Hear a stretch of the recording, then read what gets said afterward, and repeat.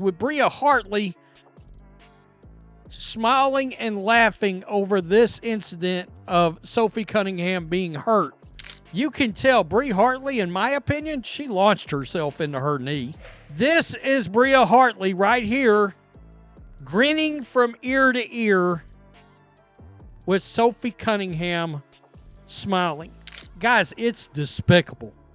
It really is. There's a lot of people celebrating this injury. Imagine this. Your team is already missing its superstar in Caitlin Clark. Depth is thin. The stakes are high. Then your defender takes a brutal knee-to-knee hit, leaves the game, and the refs act like nothing even happened. That was Indiana's reality. But instead of collapsing, the Fever pulled off the single largest comeback in franchise history. How did they manage it? And what does it say about Hartley's reputation now hanging in the balance? Sophie Cunningham goes down hard. 1 second she's stepping in front of the drive, holding her ground near the rim, and the next she's flat on the floor grabbing her knee. The arena goes silent for a split second before gasps fill the air. Nobody knows who the hell y'all are if it wasn't for your dirty, cheap shots.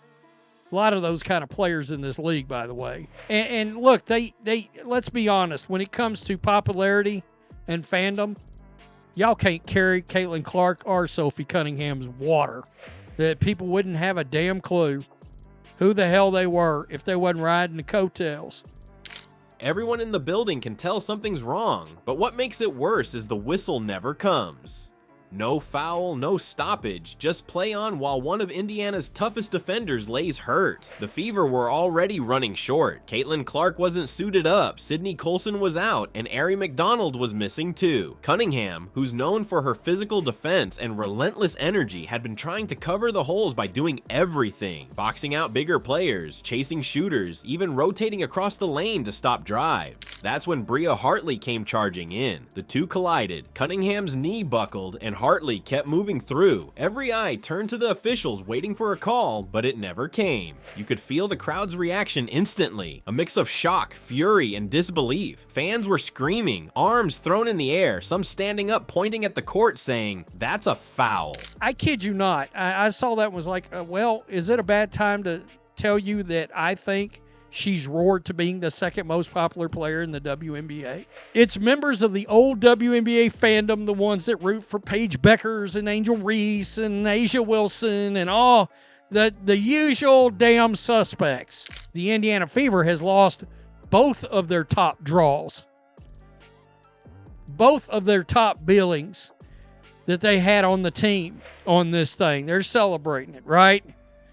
They even got pissed that Sophie Cunningham was called a superstar. Social media lit up in real time. Clips hit Twitter within minutes. Fans tagging the WNBA directly, arguing that the collision was reckless and dangerous. The sequence got replayed from every angle, over and over, with people debating whether Hartley made a play for the ball or went straight through Cunningham. And yet, the box score still showed nothing. The refs hadn't seen it the way everybody else did. Coaches on the sideline froze. Indiana's bench players were standing with their hands on their heads. Even Connecticut players looked unsure of what they had just witnessed. It wasn't like a typical hard foul where you at least hear the whistle blow. This time there was only silence. Fans in the building started booing after realizing play would continue without review. The atmosphere shifted instantly from tense to hostile. Stephanie White couldn't even hide her reaction. Cameras caught her mouth as she blurted out, "Holy shit," while turning toward the officials with disbelief. To her, it looked obvious. Cunningham was clipped, and it completely changed the flow of the game. But the play stood, and Cunningham limped off the court with staff helping her. What bothered people even more was Hartley's response. She didn't check on Cunningham. She didn't look shaken. Clips circulated online that appeared to show Hartley smiling and even laughing after the sequence, while Cunningham was still in visible pain being guided away.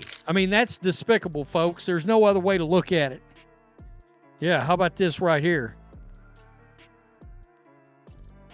That chick grinning. I said yesterday after she got hurt, Jesus, this is getting real tough to watch after Caitlin Clark got slammed to the ground. And then this chick.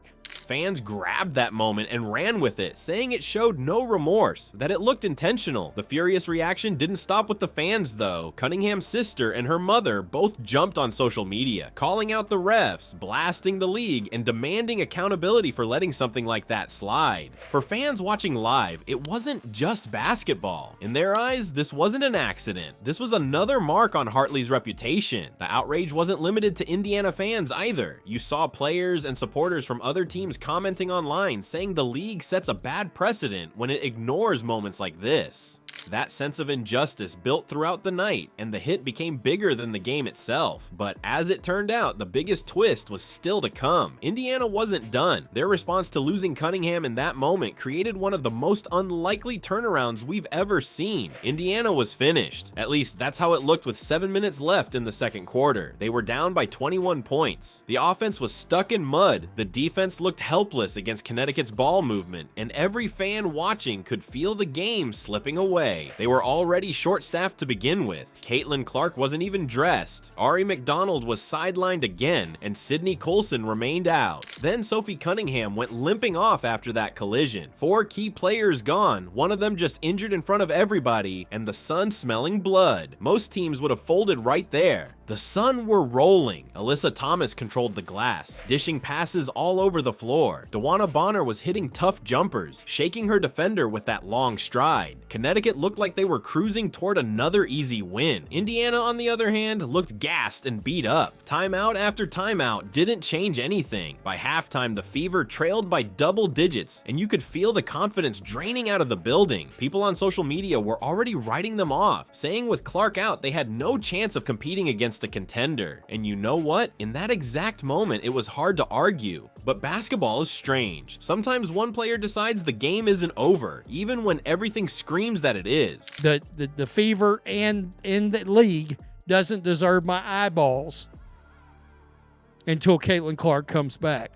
There's a lot of people that I've seen that has come out and said, I'm not watching another game until Caitlin Clark comes back. For Indiana, that player was Kelsey Mitchell. She came out in the third quarter like she hadn't even noticed the scoreboard. Pull-ups, step-backs, drives into contact. Suddenly, no defender could stay in front of her. She knocked down shot after shot, and the Sun had no answer. Mitchell, who had struggled in the first half, put up 34 points just after halftime alone. By the time overtime arrived, she finished with 38, tying her career high. Think about that. All but 4 of those buckets came when her team needed them most. Mitchell didn't do it by herself though. Odyssey Sims was steady with the ball, refusing to get rushed. She ended up with 19 points and 7 assists, but the bigger story was her poise. Whenever the Fever needed a possession to settle down, Sims got them into the right set. And Aaliyah Boston, she was everywhere inside the paint. She fought for rebounds, boxed out stronger forwards, and picked apart Connecticut with her footwork. Boston put up another double-double, the kind of quiet anchor performance you appreciate more when you realize how many minutes she played without much rest.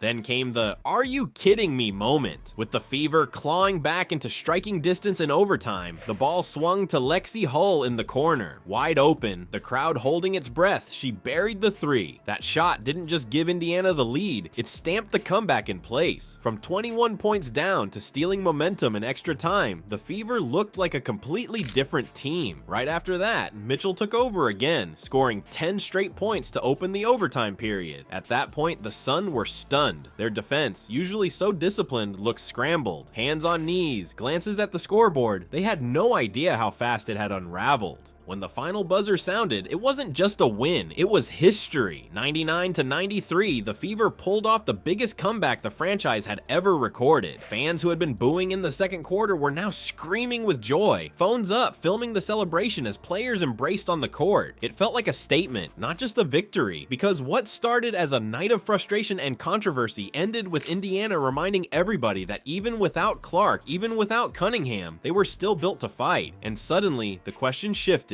If the team could show that level of resilience, what will the league show when it comes to Hartley? One game gave us everything. A star defender taken out, no whistle, and a comeback nobody thought possible. The Fever were shorthanded, but instead of folding, they rewrote their own history with the largest rally the franchise has ever seen. That kind of grit shows who they are. Do I think they'll do anything? Of course they won't. Because the old WNBA fandom will come for Kathy Engelbert. And the players will come for her as well. We going to just get radio silence from your leagues? Make an example out of one of these people and it will stop. You guys are gutless. Well, your league's being hurt right now, Kathy Engelbert. I mean, you wanted to grow this league, but your league is being wounded all over again. Even when chaos surrounds them. But now it's bigger than one result. Should Hartley face suspension? Should the league step in when players are at risk like this? Indiana answered with toughness on the court. The real question is if the WNBA can answer with the same toughness off it.